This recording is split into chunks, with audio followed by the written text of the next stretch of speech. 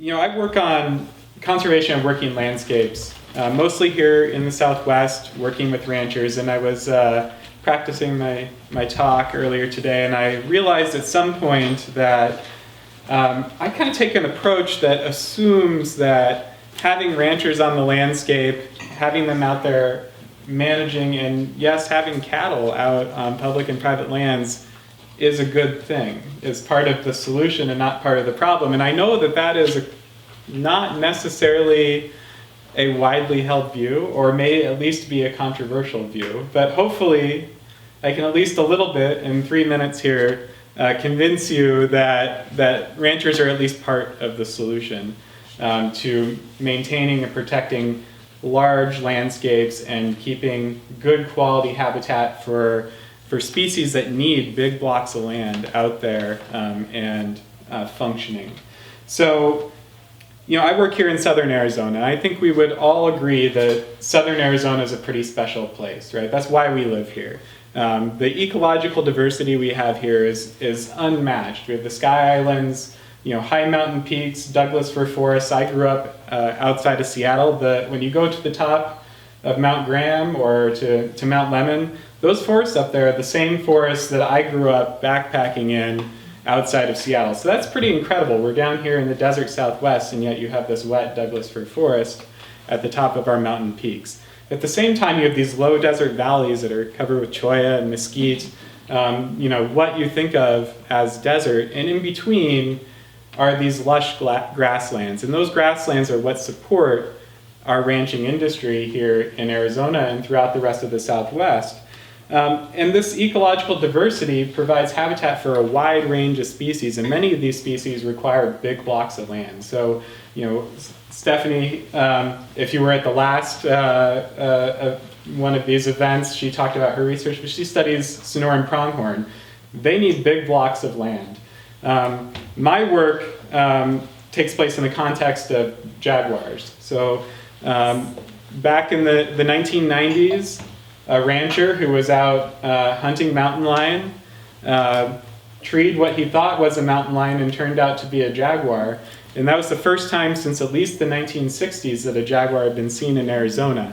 And I think, the reason for that, and this is maybe surprising to some people, the reason that jaguars were able to come back to the United States, to Arizona and New Mexico, is because we have these big interconnected landscapes, and ranchers are the reason for that. And so my work focuses on how we keep ranchers in place and how we improve the quality of habitat while having ranchers on the land. So, management of public and private rangelands has really improved since the 1960s, since that last jaguar that we know of before the one that was pictured in the 90s, was found again before jaguars went away. Range management in the 60s was a different thing. I just completed a survey of ranchers here in southern Arizona, and we found that nearly all ranchers, about 90% of ranchers, are implementing modern rotational grazing. Now, that probably doesn't mean that much to someone who's not in range management, but it's really easy to see the difference on the ground between a ranch that's using rotational grazing and one that's using year-round grazing. The best place to do this is right on a fence line. If you can find a fence line with one ranch on one side that's year-round grazing, just letting the cattle out and letting them graze where they want all year, and on the other side, a rancher that's using rotational grazing is moving cattle from one paddock to the next, from one pasture to the next. That one on the rotational grazing side of the fence is going to have perennial bunch grasses that are, knee-high. When you read about, what the range looked like when white settlers first came to the Southwest, that talk about, spur-high grass, it'll look like that. On the other side of the fence, you'll have little stubby, short annual grasses. And so the difference that we see in grazing management since the 1980s, when rotational grazing has been adopted on a wide scale, is pretty dramatic. And this rotational grazing helps to maintain habitat for a wide range of species, including jaguar. The other thing we found in our survey is that 3/4 of the ranchers are already implementing management practices specifically for wildlife. So not for cattle, but for wildlife. So the ranchers see themselves as stewards of the land. And land stewardship is a core part of their identity. At the same time, the economics of ranching are really tough. On a normal year, most ranchers in Arizona will lose money. So you need either high cattle prices, you need a lot of rain, or some combination of those things in order for most ranchers to make money. And that's a real problem. So if we want to keep these landscapes connected, keep the habitat there for these large species like pronghorn and large predators like mountain lions and jaguars, we need to find a way to make ranching work better here.